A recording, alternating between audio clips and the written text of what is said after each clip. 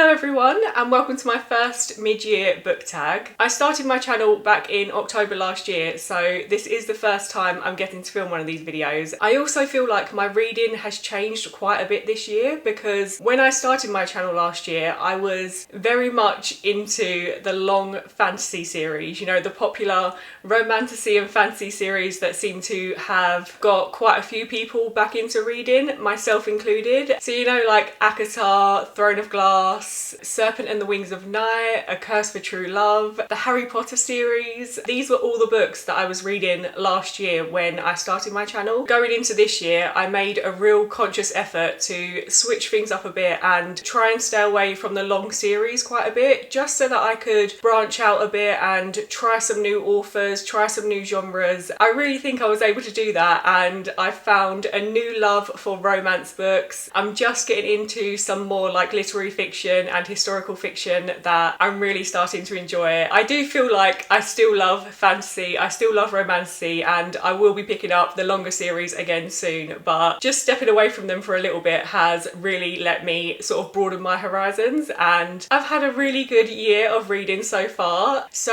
I found my questions for today's video on one of Kalilah D's videos from last year. I'm going to be using those ones, but I'm not sure who originally came up with this tag. It's been going around for quite a few years, so I'm sure you're all familiar with it, and a lot of your favourite creators are probably filming the same around this time of year as well. So yeah, let's get into the first question. So the first question is the best book you've read so far this year. This was an easy one for me, and that was Malibu Rising by Taylor Jenkins Reid. It's the first Taylor Jenkins Reid book that I've read, and it also prompted me to go out and buy a few more of her books, and I'm eager to get to those now because I just had such a good time with Malibu Rising. It was my first proper literary fiction book, and it was just such a great one to start with because I just loved reading a different story. There's a bit of historical fiction in there, so it just felt so new and so different to the romance and fantasy books that I've been reading, and I just had such a good time with it. So in Malibu Rising, we're following four siblings in the 1980s. They're all living in Malibu and they're all connected in some way professionally to the surfing world.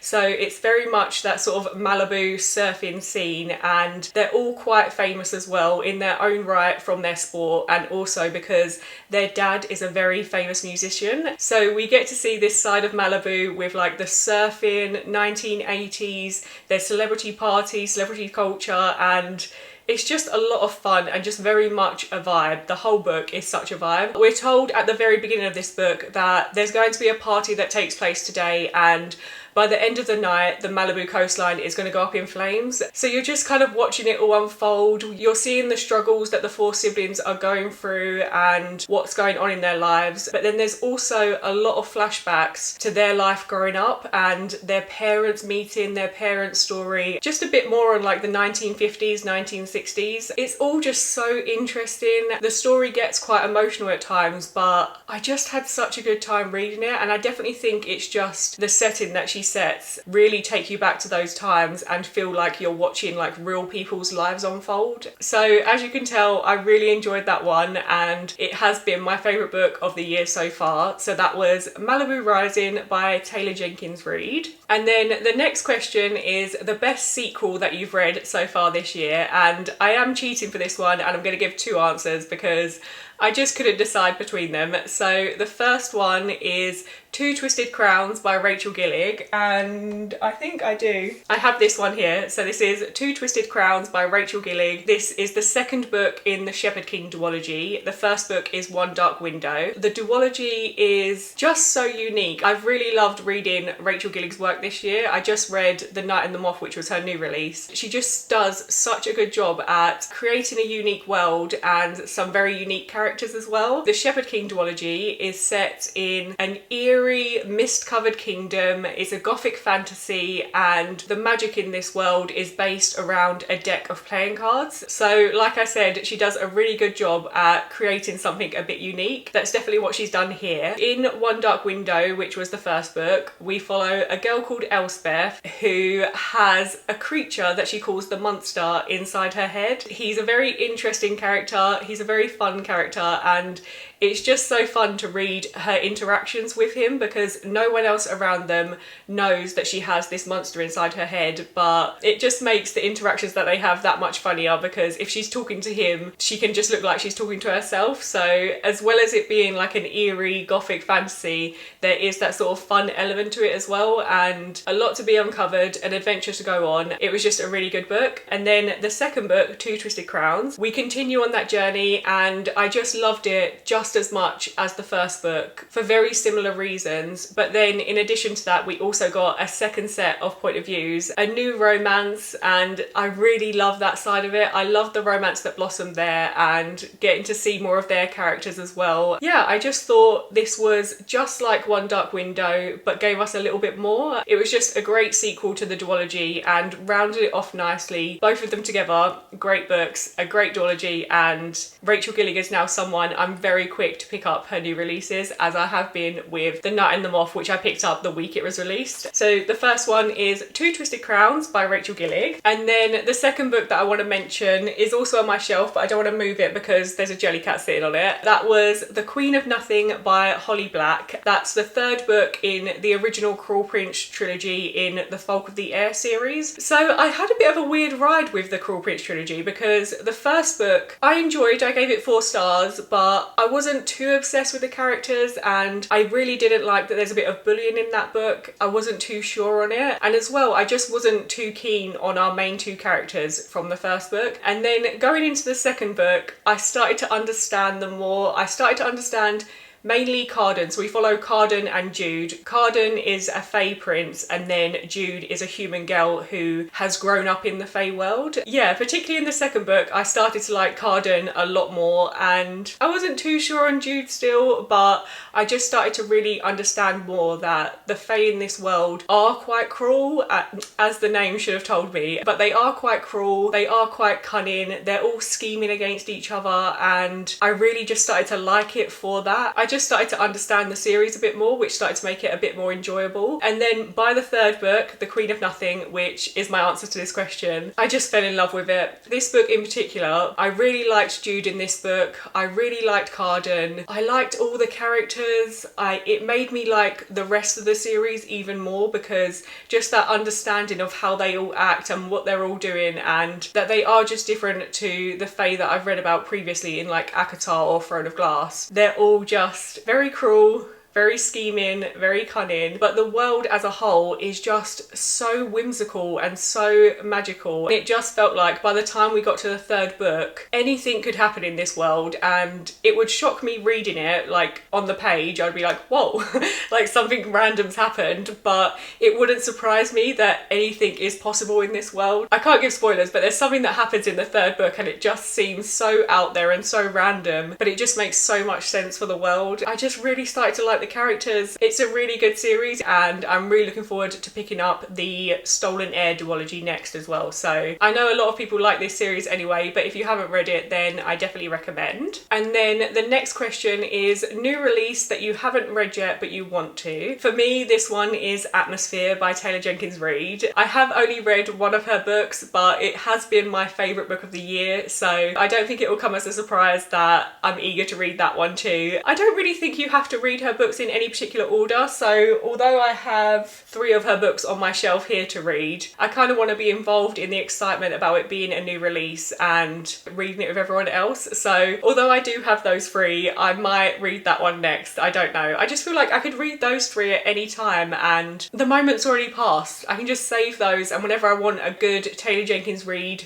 read, then I can just pick one of those up. With Atmosphere, I kind of want to get involved in the excitement and read that one soon. I think all her books are historical fiction and set around like the 1960s to 1980s, and I think that's no different for Atmosphere, although we're following a woman who works around like the space station and everything happening there. So it looks like it's going to be a really interesting read, and I'm looking forward to picking that up. The next question is most anticipated read for the second half of the year. To be honest, most of the new releases I was looking forward to this year have already been released in the first half of the year, so there isn't really much that I'm sort of anticipating for throughout the second half of the year. But there is one that is kind of on my radar. I think I saw Carrie Can Read get an ARC copy and read it a few months ago, so she got it really early. But that is Hemlock and Silver by T. Kingfisher. And not only do I want to read this book from her, which is her new release, but I also want to read her other work as well, especially towards like autumn and Halloween time, because I feel like her books just sort of give that atmosphere and would be perfect to read around that time. I know she has some very popular books like Paladin's Grace, Nettle and Bone, What Moves the Dead, so all of those books, and I've not tried any of her books before, so when we start going into autumn and Halloween, I'm definitely going to be picking some of those up. But Hemlock and Silver has really piqued my interest because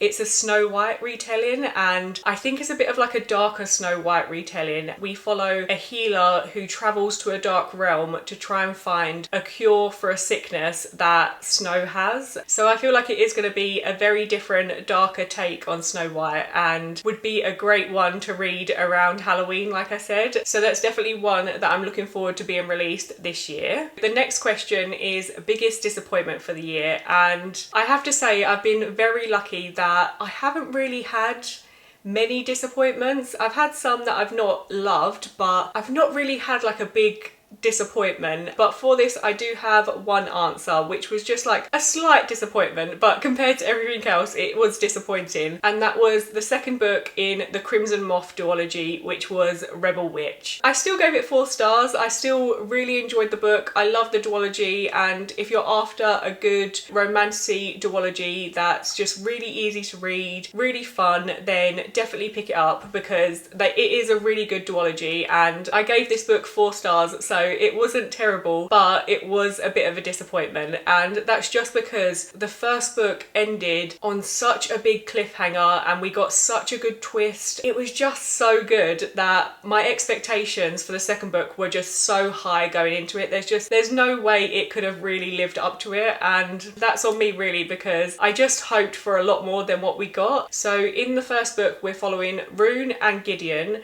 who live in a country where the witches are being hunted. So we have Rune, who is a witch in hiding. She spends her day in like high society, going to balls, going to the opera, pretending to blend in with the humans, and then by night she becomes the Crimson Moth, who is a witch vigilante, and she's going out finding witches, saving them from the Blood Guard who are hunting witches. Just a really cool character, and there's a lot more to her than everyone else is seeing. And then we have Gideon, who is the captain of the Blood Guard who are hunting the witches. So they're on completely opposite sides of what's happening, and it gets to a point where they start using each other to find out information for their own agendas. So yeah, the first book was really fun, and like I said at the ending, big plot twist, so much happening, so much drama. It was a lot at the end of that book. And then going into Rebel Witch, we still had the sort of fun around Rune and Gideon, and throughout the start of the book I was just really enjoying being back with them, seeing them sort of using each other and getting close to each other but knowing that they can't. Just the dynamics between Rune and Gideon is just, it's so fun to read, and it is the highlight of the series. But what let me down was just like how predictable the plot was in the second one. It was nothing like the first one, where it just, I don't know if it shocked anyone else, but it just really shocked me in the first one. And the outcome of the second book didn't shock me. I was expecting it all the way along, and as I started to grow a bit tired of just sort of like what was happening with Rune and Gideon, the plot wasn't holding me. So yeah, it just felt a bit disappointing because of that. And I also expected a lot more magic in the second book. After the way the first ended, I just thought the magic was going to like ramp up and be so much more dangerous and so much more prevalent, and it just wasn't. We kind of stuck to like small magic, and yeah, that's why it was a bit of a disappointment, but still really good. Overall, a good duology. I don't want you to think that it's not a good duology, because it was. It just wasn't as good as the first one, because the first one, The Crimson Moth, or Heartless Hunter as it's called in the US, was just such a great book. Biggest disappointment was Rebel Witch by Kristen Cicerelli. The next question is favourite new author, and I'm going to cheat for this one as well and give a few answers. So the first one is Abby Jimenez. I read her Part of Your World interconnected standalone series this year, and I just had a really good time with them. She does such a good job at writing romances that have you fall in love with the characters and having a silly good time. Can feel like a bit of a rom-com at a time, but just touching on just such deeper emotional things at the same time, which make the characters feel so much more real, and you can just connect to them a little bit better because of that. She does that really well. And I do have her new release, Say You'll Remember Me, as well, but I'm just not ready to be hit with an emotional read like that again. So I was originally putting that off because I hadn't heard great things, but now I've heard more and I've heard good things. I've also heard that it's just as emotional as her other books, so I'm only putting that off because I don't want to be that upset just yet. So I will be getting to that one. So Abby Jimenez, definitely a favourite new author. Rachel Gillig, as I've mentioned, for obvious reasons, the Shepherd King duology and The Night and the Moth was just as good, just as unique. She just does gothic fantasy so well with really unique characters that I just love. The Nightmare from the Shepherd King duology and the Gargoyle from The Night and the Moth. She just creates characters that you're going to love and worlds that are so different to everything else that I've been reading. So Rachel Gillig. And then I just have to give like an honorary mention to two authors, and that is Taylor Jenkins Reid and Emily Henry, who are a lot of people's favourite authors anyway, but I've only read one from Taylor Jenkins Reid and two from Emily Henry, but one that was a 5-star, and that was Book Lovers. So I'm just sort of starting my journey with them. They're not quite favourites yet, but I think by the end of the year, those two will also be favourites of mine. Some very popular authors, but new to me this year, and I've been loving their books. So the next one is Newest Fictional Crush, and I'm going to cheat again here. I'm going to do two, and I'm not going to do crush, I'm going to do couples. So I'm going to do Newest Fictional Couples, and I'm going to give two answers basically, because I don't really have a crush, I don't think, but there's two couples that I've fallen in love with this year. So the first couple is Brie and Jacob from Yours Truly, which is one of Abby Jimenez's books that I mentioned. I just love them so much. It was the first romance book that I gave 5 stars, and I just thought they were perfect just the whole way through. So sweet, so perfect, and they're just made for each other, aren't they? So in Yours Truly, they don't get off to the best start because Brie thinks that Jacob has come to the hospital that she's working at to take her promotion that she's after. So there's a bit of tension there, but Jacob suffers with like really severe anxiety, and he's not aware of this promotion. He has no plans to do this, but he doesn't know how to speak to Brie and resolve the conflict. So he writes her a letter, and the letter starts a series of note passing and letter writing, which I think it's so fun, it's so cute. So they start passing notes to each other, and then they find themselves in a fake dating situation. Their characters are just so perfect. You've got Jacob, who suffers with this anxiety, and it's like no one else around him really understands, yeah, just how much he's struggling with this. And then you've got Brie, who is just so strong, so protective, but it's like she needs to be cared for as well, because although she's so strong, she has gone through stuff herself, and they're just perfect. I can't say it enough. They are just so perfect, exactly what each other needs, and yeah, I love them. Brie and Jacob for Yours Truly, top couple. But then I also have to mention a new favourite of mine, which is Nora and Charlie from Book Lovers by Emily Henry. I read this one last month, I think it was, so they are new to me, but I just really liked them. I liked that they're both city people in the book world, so one's a book editor and one's a book publisher, and they both come across as very career focused, very serious, don't have fun, don't let their hair down kind of vibe. Even with those closest to them, they don't see much more than that to them, which is quite unfortunate, but together they see that there's more to each other. They understand that they're not just career driven, like serious people, that there is more to them, but that is just their focus. They love the city and they love their jobs, but there is a lot more to them, and they are caring, they are layered, they do like to have fun. I just loved reading their story because they just really saw each other, they really understood each other, and they didn't try and change each other. So I just had to mention them as well because they're definitely a new favourite of mine. Nora and Charlie from Book Lovers. I'm getting really hot now because we're having a bit of a heat wave in the UK, and sitting here in front of the camera and the light, I'm overheating a bit. So we have to get through these next ones a bit quicker because I need to open windows. I need to get the fan going again because I am so hot. I think I'm like melting. So the next question is newest favourite character. And I'm gonna choose two because I just couldn't choose between them for very different reasons. So the first one is from a book that I read in January and it is on my shelf here with the dragons on it.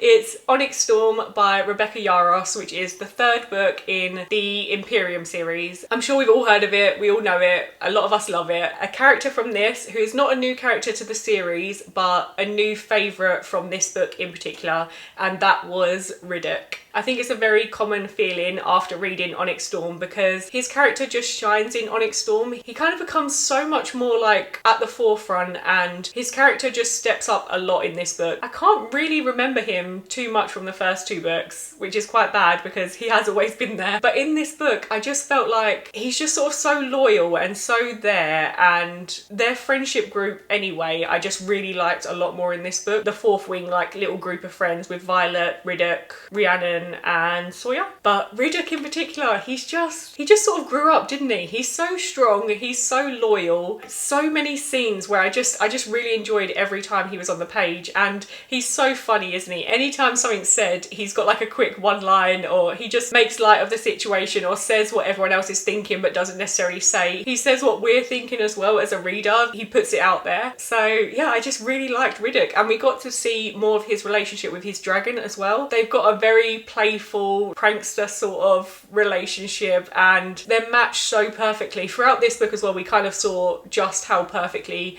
everyone seemed to be matched to their dragons. I guess because I loved Riddick so much, I loved his dragon too, and the playful relationship that they had. Riddick from Onyx Storm, definitely a favourite character from the year. And then a new favourite character is the gargoyle that I mentioned earlier from The Night and the Moth by Rachel Gillig. This is such a fun character. So The Night and the Moth starts off in a stone cathedral which is guarded by these like stone gargoyles. They can walk, they can talk, they can fight, they've been there hundreds of years, but there's one in particular who we all kind of refer to as the gargoyle because he goes on the quest with our main character, so he's there throughout the whole book. He's just comic relief, but a lot more than that as well. He's just such a good character. He's lost his mind a bit and he's very forgetful. He gets a lot of popular sayings wrong and our main character has to like translate for him to other people or correct him and let him know that's not how the saying quite goes. But just as well as that, he just, whenever something serious is happening, he just sort of interjects at the right time with a comment that, the right time comically, but with a comment that doesn't help the situation but does diffuse it kind of thing. He's so perfectly placed throughout the book. He's a great character, he's a fun character, but he's also very loyal and very protective of our main character as well, which just makes you sort of love him even more. The gargoyle from The Night and the Moth, highlight of the book. He's great. The next one is Book That Made You Cry, and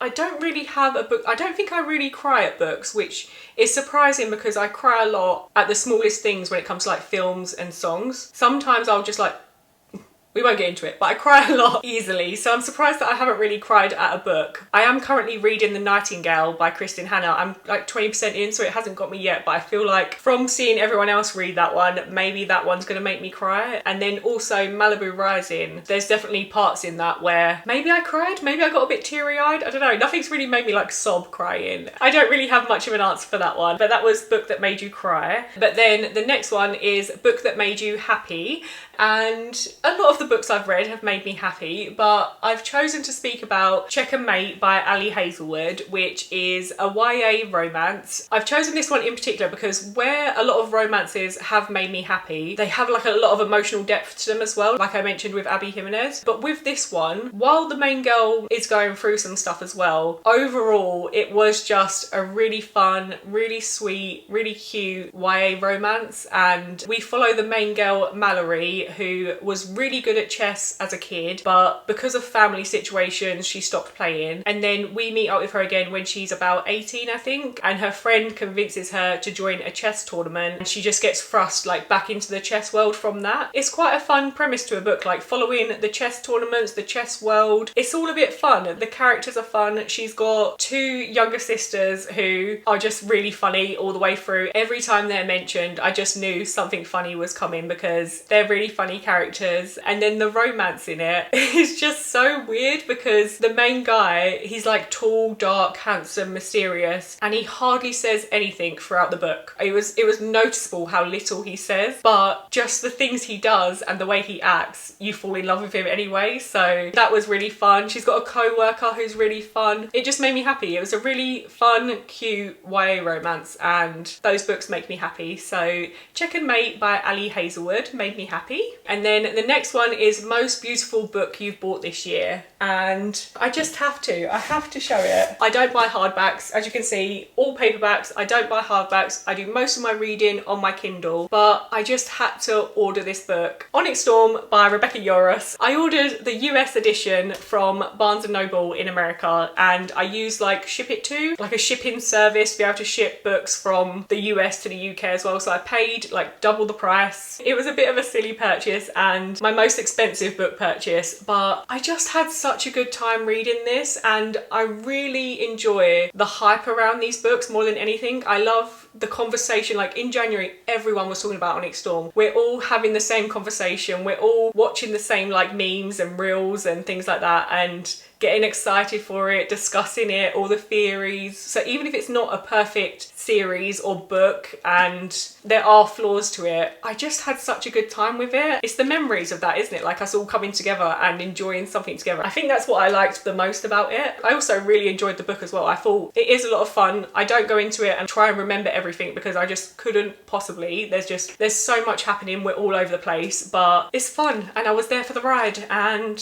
I wanted the book to show it. So this is Most Beautiful Book that I bought this year. So it's the dragons. This is why I bought this book, because the UK Waterstones edition doesn't have this, and we also couldn't get it. When I wanted to buy the book, we couldn't get the Waterstones exclusive edition anymore, but I was seeing people in the US going into Barnes & Noble and this just being on the shelves, so I wanted to get this one and I just love it so much. I think it's more of like a display piece as well as being a book that I enjoyed reading. So that's the hardcover Onyx Storm by Rebecca Yarros. We have come to the last question, and then I can open the windows and put the fan on. So the last question is books that you need to read by the end of the year. I don't really have books that I want to read by the end of the year, but I have authors, because as you can tell, I'm on the train of like trying new authors, trying popular authors, and I'm really trying to branch out. So for me, it's more about trying new authors. There are several authors that I want to try before the end of the year. Firstly, Taylor Jenkins Reid. I want to read a lot more of her books. Like I said, I have a few there, and Atmosphere as well. I want to delve more into her work and just really see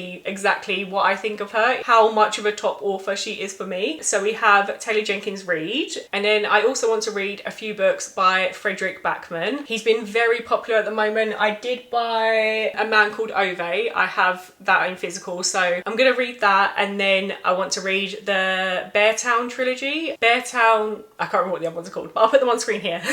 So I want to read this trilogy, but I've seen people reading this, loving this, but also crying like with every book, so I need to prepare myself to go into that, but he's definitely an author that I want to try. So anything by Frederick Backman, really. And then also something from R.F. Kuang, or a few books by her. I know at the moment Catabasis is like her new release, and everyone's talking about that at the moment. It's getting mixed reviews, I think. Yeah, some people are loving it, some people not too sure. Catabasis. It's called Catabasis, not Catabasis. I'd like to read that one, but I'd also like to read Babel, which was really popular last year, I think. I think I want to read that one first, and then she has like Yellowface, another popular release, The Poppy War, which I think I really want to read The Poppy War as well. So many books from her, and an author that I really want to try. And then, like I mentioned, T. Kingfisher is another one that I'd really like to read some of her books going into like autumn, winter, around Halloween. Just feels like the right time to pick up her books. This is like the hardest question of them all, because there's so many books to read, there's so many books to try. I'm only just scratching the surface, like getting to the popular releases from like the last 2, 3, 4 years. So I have a lot to read and it's so exciting. The list is endless and I'm having such a good time. So that was the final question. I had so much fun with this tag. It's so fun to go back and look through the books that I've read so far this year and remind myself how much I love them, why I liked them, what parts I liked the most about them. It's a really fun tag. So if you have haven't filmed it, if you have a channel, film this because it's really fun. And if you don't have a YouTube channel, then just take a look at the questions and answer them for yourselves, because even if you don't share it, it is just really nice to like reminisce over the year and remind yourself what you've loved about the year so far. So this is my mid-year book tag, my first mid-year book tag. Thank you for watching if you got this far, and I'll see you in my next video. Bye!